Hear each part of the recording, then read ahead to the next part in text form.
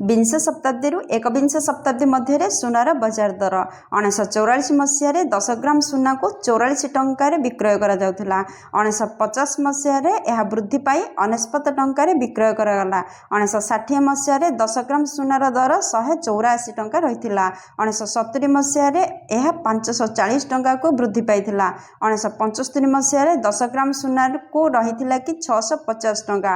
1980 मसीह यह 1311 टंकार बिक्री करा जाउथिला। 1985 मसीह 2130 टंकार यह बिक्री करा जाउथिबा बेले 1990 मसीह 3020 टंकार 10 ग्राम सुना को बिक्री करा जाउथिला। 2000 मसीह 10 ग्राम सुनार मूल्य 3900 टंका रहिथिला बेले 2005 मसीह यार मूल्य 5935 टंका रहिथिला। 2008 मसीह यार मूल्य वृद्धि पाई 12500 टंकार पहुंचीथिला।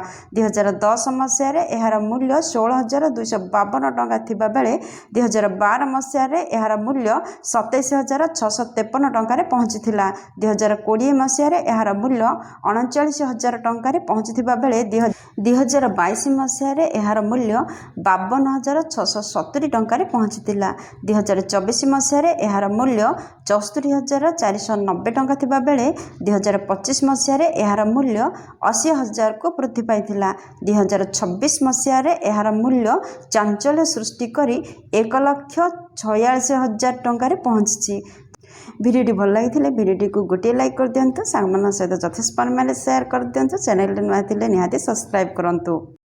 फेसबुक पेज देखुले पेज को फॉलो करंतु। रही जय जगन्नाथ।